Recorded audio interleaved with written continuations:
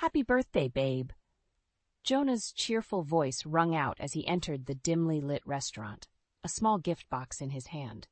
I couldn't help but beam at the sight of my boyfriend of 5 years. You didn't have to get me anything, I said, pulling him into an embrace, like I'd missed the chance to spoil my girl on her birthday. Jonah grinned and placed a soft kiss on my forehead. We settled into our usual corner booth, the flicker of candlelight dancing across the red checkered tablecloth. As we caught up over breadsticks and wine, something seemed off about Jonah's demeanor. He kept glancing toward the entrance, his leg bouncing with nervous energy. Before I could inquire, the door swung open, and a familiar face sauntered in. My cousin Celine, looking runway-ready in a skin-tight crimson dress that left little to the imagination. "Sorry I'm late," Celine sing-songed, draping herself over Jonah to plant an audacious kiss on his cheek. Traffic was just dreadful. My stomach bottomed out as realization struck. This wasn't just a family dinner. Jonah had planned this, whatever this was. "Celine, I'm surprised to see you here." The words felt like shards of glass in my mouth. "Well, when Jonah invited me to celebrate your birthday, how could I refuse?" She looped her arm through his with a sickly sweet smile. "He insisted we needed a reunion." My hands trembled as I clutched my napkin, my gaze flickering between my cousin and my boyfriend, silently begging one of them to reveal this was an elaborate joke. But Jonah wouldn't meet my eyes, his face flushed with guilt. The air grew thick with tension until Celine broke the silence with a melodic giggle. "Oh, Lena, you should see your face. I suppose the cat's out of the bag now." She nuzzled closer to Jonah, her perfectly manicured nails tracing his arm. "We didn't mean for you to find out this way, but Jonah and I are in love." The world collapsed around me in that instant. My ears rang as Jonah muttered something about trying to find the right time, and Celine prattled on about fate bringing them together. I was vaguely aware of other patrons gawking at our train wreck of a scene, but I couldn't bring myself to care. Hot, angry tears streamed down my cheeks, blurring my vision of these two despicable people before me. In that moment, all the history, all the betrayals and toxic dynamics of my relationship with Celine came rushing back with the force of a tsunami. The cousin I once considered a sister, who had torn me down at every turn and sabotaged any happiness I found. Now she'd taken the one person I trusted above all others. "How could you?" I choked out, bobbing my head between them. With her?" Jonah opened his mouth to respond, that familiar crease furrowing his brow, but I shoved myself away from the table with such force, my chair clattered to the floor. "Save it," I spat, snatching up my purse. "I can't even look at you two right now." I stormed out with as much dignity as I could muster, leaving behind the shattered remnants of the life I thought I knew. My world had shifted on its axis, throwing me violently off kilter, and there was no way to regain my balance, not after this unforgivable betrayal. I spent the night tossing and turning, replaying the horrific scene at the restaurant over and over. How could Jonah, the man I thought I knew better than myself, betray me in such a cruel way? And with Celine of all people, my own flesh and blood. The next morning, I dragged myself to Aunt Mara's place, desperate for some familial comfort and support. She pulled me into a tight hug as soon as I stepped through the door, her eyes full of pity. "Oh, honey, I'm so sorry," she soothed, guiding me to the living room couch. "I can't believe those two did this to you." Sniffling back tears, I searched her face for answers. Did you know about them?" Aunt Mara sighed deeply, wringing her hands. "I had my suspicions, but I didn't want to believe it. Not without proof." My heart plummeted. "What do you mean, suspicions? For how long has this been going on?" "A few months at least," she admitted reluctantly. "Celine has always been manipulative, pulling strings to get what she wants. I just hoped the family connection would stop her from going that far." White-hot rage bubbled up inside me. "You knew she was up to something, and you didn't warn me?" "I didn't have any solid evidence, Lena, just little things here and there that seemed off. By the time I put it together, I was already the punchline," I finished bitterly. "Played for a fool by the man I loved and my own cousin."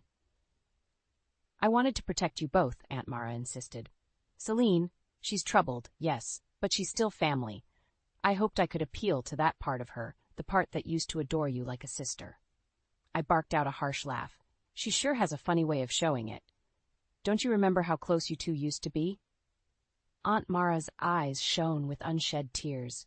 You were inseparable as kids, thicker than thieves. What happened between you? The memories came flooding back. Summers spent choreographing dance routines, sharing snacks during sleepovers, whispering secrets and dreams in the dead of night. We'd been best friends, partners in crime, until high school when a rift formed, an invisible wedge driving us further and further apart each year. I don't know, I lied, swallowing hard against the lump in my throat. Of course, I knew what had torn our bond to shreds, but dredging up old wounds would only lead to more pain. An uncomfortable silence stretched between us before Aunt Mara spoke again. Celine has always been jealous of you, you know. All your accomplishments, your kind heart, your integrity, she's never had that solid moral core. My jaw ticked as an idea blossomed in the back of my mind. Well, this time her lack of integrity has gone too far. I won't let her get away with this. Lena, Aunt Mara looked stricken. I know you're hurting, but seeking revenge won't heal those wounds. It will only breed more toxicity. I'm not looking for revenge, I stated coolly, squaring my shoulders. I just want justice. For once, I want Celine to face the consequences for her cruelty and manipulation, and I'm going to make sure she does. Aunt Mara opened her mouth to protest further, but I cut her off with a raised hand. Thanks for being honest with me, Aunt Mara. I think I know what I need to do now. I stood abruptly and marched toward the front door, a newfound determination igniting in my chest. If Aunt Mara wouldn't help me expose her devious daughter, I would find a way to bring Celine down on my own, no matter what it took. The next few weeks at Wilson Elementary were a welcome distraction. I threw myself into preparing for the upcoming science fair, my mind focused on supporting my students' projects rather than dwelling on my personal turmoil. That fragile peace shattered when I strode into the staff lounge one morning to find Celine perched on the battered couch, sipping coffee from a world's best teacher mug like she owned the place. Well, if it isn't my favorite cousin, she purred, eyeing me over the rim of her mug. Long time no see. I gritted my teeth, clutching my lesson plan so tightly the edges crumpled. What are you doing here, Celine? Working, of course. She batted her lashes innocently. Didn't you hear? I'm spearheading a new after-school community program. Of course she was. Celine always had to slither her way into anything good, tainting it with her poisonous presence. At an elementary school? Forgive me if I have a hard time picturing you embracing your charitable side.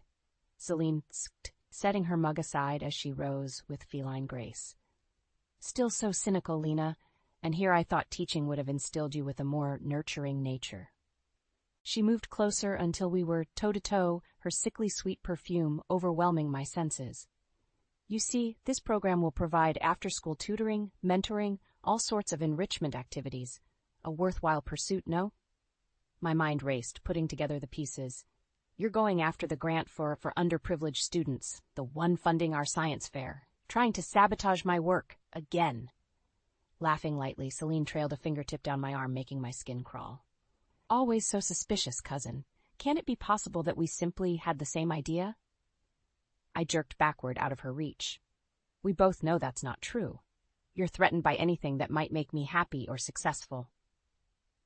Celine's perfectly shaped brows arched in mock offense. My, what a negative perception you have of me, and after everything we've been through together. Memories of our ruined friendship, years of betrayal and emotional manipulation flashed through my mind in rapid succession, like pretending to be my friend while secretly undermining me at every turn. I shook my head vehemently. I'm not falling for your games anymore, Celine. The gloves are off. Is that so? She leaned in until I could make out the flecks of gold in her hazel eyes. Well, in that case, game on, dear cousin. May the best woman win. With a wink, Celine sauntered away, hips swaying provocatively. I stared after her, my fists clenched at my sides, jaw ticking. She thought she could walk all over me, using her usual manipulative tactics to steal my happiness, my success, my very livelihood. But not this time. This time I would be ready for her. This time I would fight back with everything I had. Because if Celine thought for 1 second that I would go down without a battle royale, she was sorely mistaken. After her betrayal with Jonah, I had nothing left to lose. and Celine was about to learn just how determined a woman could be when she had vengeance driving her every move. After my confrontation with Celine at school, I knew I needed to take serious action to undermine her campaign before it gained traction. But I barely had time to strategize, with science fair preparations and dealing with her constant needling about the grant proposal. That's when Alex Taylor darkened my doorstep one crisp October evening. I furrowed my brow at the unfamiliar face as I pulled open the door. "Can I help you, Lena Morgan?" The man gave me a tight smile, eyes rimmed by purplish half-moons. "I'm Alex, Celine's ex-fiancé." My eyebrows shot up. I'd had no idea Celine was that serious with anyone, let alone engaged. Though it made sense, she was the queen of putting on airs, playing the role of blushing bride-to-be. "I don't understand. What are you doing here?" "I came to offer my condolences," he said gruffly, "and maybe get a little—" He paused, mouth twisting wryly. "Vengeance."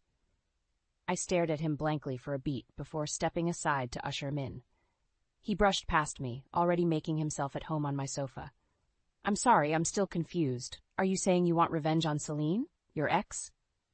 "Ex is putting it mildly," Alex snorted derisively. "More like the vengeful succubus who drained me of every last penny I had before discarding me like trash." The pain etched in the lines of his face was achingly familiar.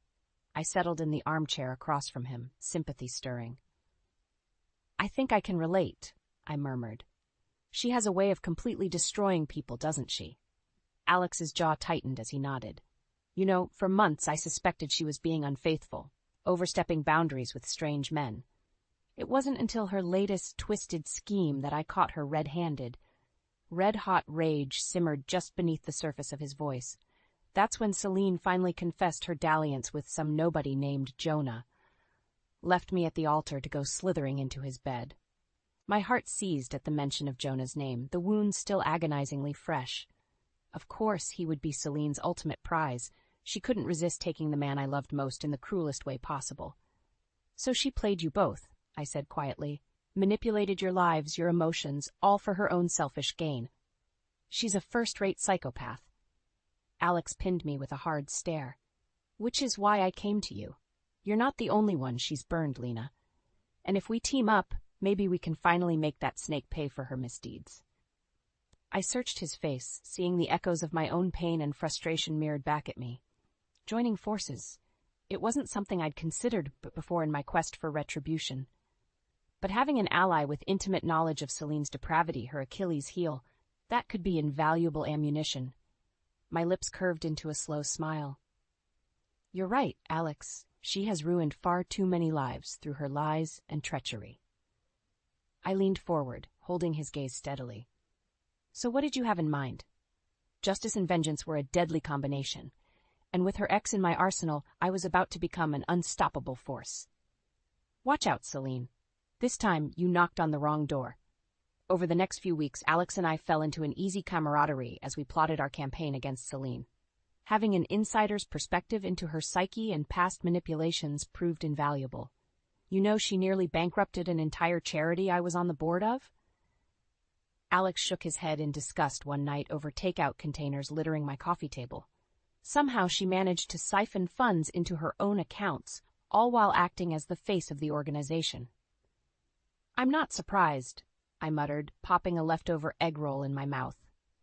Celine has always loved being the center of attention, playing the hero, as long as it benefited her in the end. Alex nodded grimly. By the time we realized what she'd done, it was too late to recover most of the money. The charity folded within months, his fists clenched on the tabletop. All those people who donated in good faith, all those lives we could have helped, it makes me sick just thinking about it. Reaching across, I placed my hand over his in a comforting gesture. "I'm so sorry, Alex. I had no idea she could be that monstrous." He let out a harsh exhale, some of the tension easing from his shoulders. "You're one of the few who's seen her true colors, Lena, the reality behind that sugary sweet facade." I couldn't help but snort at that. Oh, I've had a front row seat to her greatest hits over the years, believe me, like the time she stole my boyfriend all through junior year, just because she knew I liked him. Alex arched an eyebrow. This was a pattern for her? Using guys to get what she wants from her friends and family? Among other things. I waved a hand dismissively. Don't get me started on the time she sabotaged performances, bad-mouthed me to teachers, the vicious pranks and rumors. A heavy silence fell between us as I trailed off, remembering the dark spiral of those teenage years. How utterly alone and beaten down I'd felt, like I was losing my grip on reality with Celine's relentless torment. Until one day, something inside me had simply snapped. After that, I shut her out completely, eschewing her manipulative games and focusing on salvaging what self-worth I had left. I blinked, shoving those memories aside as Alex watched me intently. The point is, Celine's depravity knows no bounds. She's a cancerous presence, leeching off those around her until they have nothing left to give. Except this time, we're putting a stop to it. His voice was low and resolute. This time, that vengeful harpy will be the one left with nothing when we're through with her. I held his gaze, my chest swelling with righteous determination. You're damn right. She's about to learn that karma can be one cruel mistress. Celine thought she could slither her way through life, preying on innocent victims without consequence. But she was about to face the ultimate punishment, having her own wicked deeds thrown back in her face for all to see. And Alex and I would be the ones to administer that deliciously brutal justice. My cousin's reign of terror was about to come to a permanent, humiliating end. After all, nobody duped Lena Morgan and got away with it, not even family.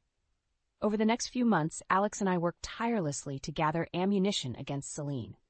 Bank statements, recordings, eyewitness accounts, we left no stone unturned in exposing her trail of deception. Finally, we had enough evidence to bury her. All that was left was to decide how to detonate the bomb. This has to be a spectacle, Alex insisted one evening as we pored over our extensive files on Celine. A public reckoning where she can't slither away or spin her usual lies. I nodded slowly, an idea taking shape. You're right. We need to hit her where it hurts, her reputation, her fragile ego, her desire to be admired. In a flash of inspiration, I remembered the community outreach program Celine was coordinating at my school, the one that directly threatened funding for my science fair. I've got it, I said, a slow smile spreading. We hijack her precious community event, take it over and reveal every sordid detail of her con artistry in front of her elite donors and would-be admirers. A feral grin split Alex's face. Now that's the kind of vengeance I'm talking about. Rip away the facade so they can see her for the viper she truly is. Over the next few weeks, we began coordinating an elaborate sting operation, complete with a multimedia presentation and eyewitness speakers to validate our claims. Alex's forceful charisma and my insider access to the event made us a formidable team. Still, as the day drew nearer, tendrils of doubt began creeping in. What if Celine managed to slither her way out of this too? What if our efforts only bruised her ego briefly before she inevitably regained control? I shoved those thoughts aside. This was my one chance to take her down for good, to stop the cycle of torment once and for all. There would be no going back. The night before the event, I tossed and turned, alternating between anxiety and bristling anticipation. When I finally surrendered to fitful slumber, my dreams were plagued with haunting images of Celine's past cruelties. I awoke just before dawn in a cold sweat, my heart thundering against my ribcage. It's time to end this once and for all. Later that morning, I strode into the convention center with my head held high, Alex at my side carrying the hard drive containing the evidence. We settled into our seats near the front, watching through narrowed eyes as the space filled with members of the community. Right on schedule, Celine swept in like a conquering hero, basking in the adulation as she took her place on the stage, smiling that brilliant, insincere smile of hers as the audience applauded. For a moment, a flicker of doubt gnawed at me.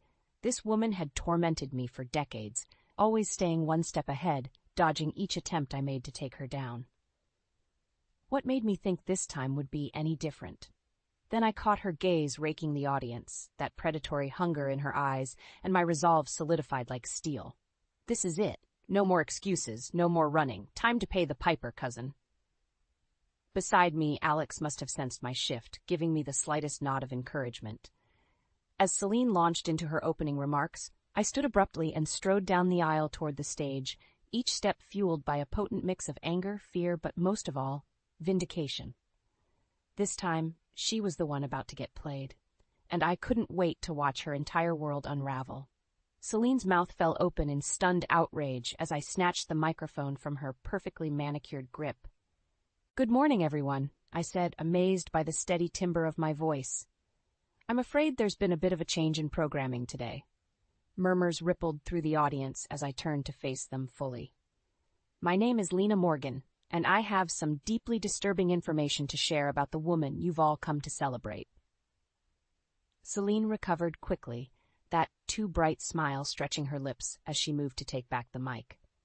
"Why, cousin, whatever are you going on about? Surely you're not still upset over that little misunderstanding with Jonah."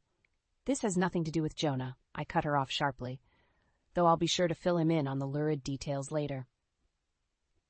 From the front row, Alex sprang into action, firing up the multimedia presentation we'd spent weeks meticulously curating: bank statements, audio recordings, testimonies from Celine's past victims. A vivid portrait of greed, duplicity, and sociopathic behavior. As the first damning piece of evidence flashed across the screens, a stunned hush fell over the room. I could taste the disbelief, the palpable sense that these upstanding community members were having the veil ripped away from their eyes. Including Jonah, who sat frozen beside me, his expression shifting from confusion to horror as each new monstrous transgression was revealed.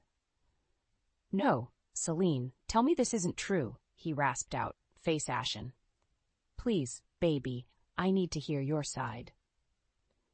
But Celine seemed to have been rendered momentarily mute, her eyes wild and desperate as they ping-ponged between the screens and her dwindling audience.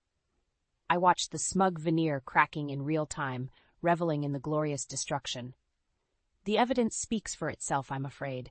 This is the real Celine Reynolds, a pathological liar and con artist who walks through life taking everything she can get her claws into. Finally, snapping out of her trance, Celine turned murderous eyes on me. "How dare you?" she seethed, manicured nails digging into her palms. "You've always been jealous of me, Lena, trying to sabotage everything I've worked for with your sad, empty life." A bitter laugh burst from my lips. "Are you kidding me right now? I'm the one with the sad life?" I shook my head, suddenly numb to the scrutiny of the dwindling crowd. All I could focus on was the wretched woman crumbling before me like a house of cards. "For years you belittled me, stole from me, stomped on my dreams and relationships, all because your pathetic ego couldn't stand me having any shred of happiness." My voice dripped with years of built-up venom. "Well, no more, Celine. I'm done being your punching bag." Stalking forward, I threw every ounce of my anger and disgust into my parting jab.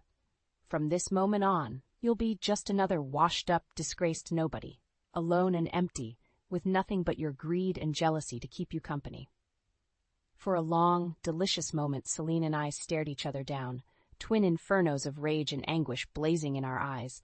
Then she was scrambling off the stage in a flurry of tears and screeching protests as the convention center erupted into pandemonium.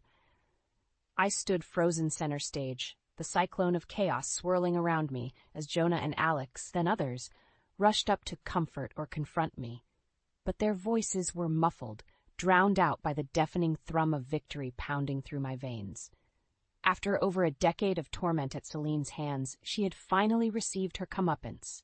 And as the last embers of her reputation went up in flames all around me, I savored the blissful sense of release.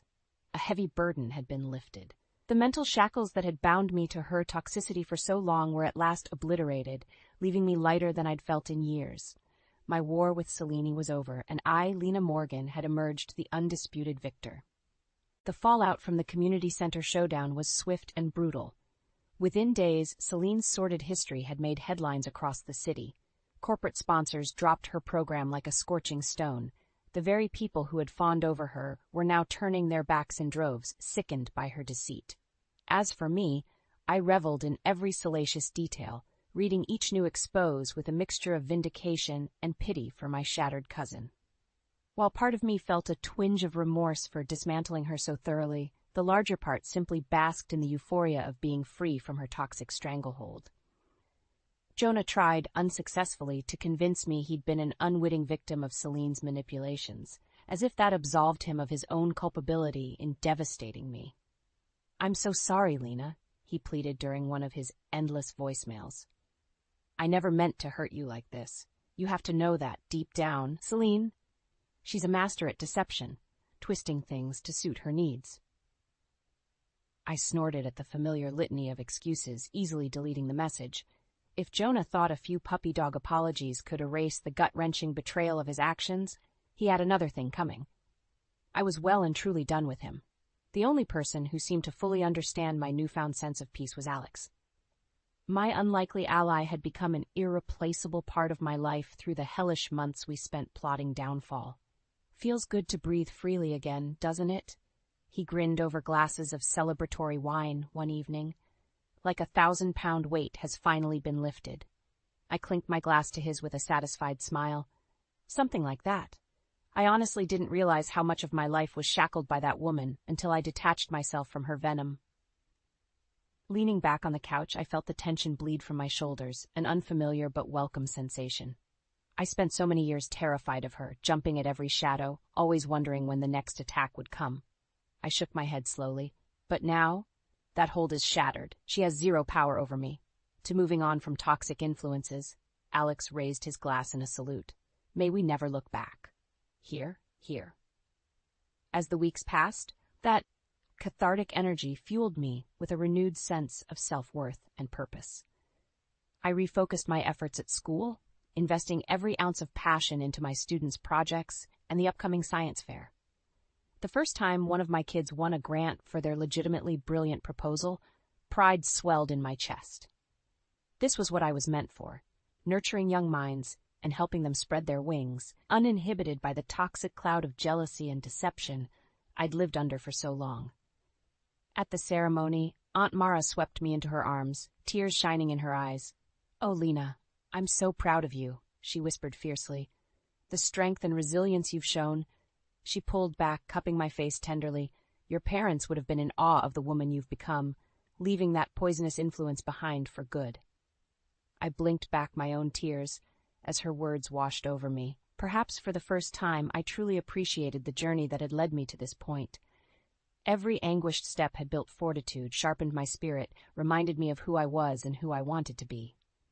As I stood on that stage, clutching my award with students cheering me on, I felt something shift fundamentally inside. A lingering shroud lifted, allowing the light to flood in at last. Celine no longer haunted me, her shadow permanently banished by the brilliant future shining ahead. I had been to the darkest depths and clawed my way into the blazing truth. Nothing and nobody would dim my spirit again.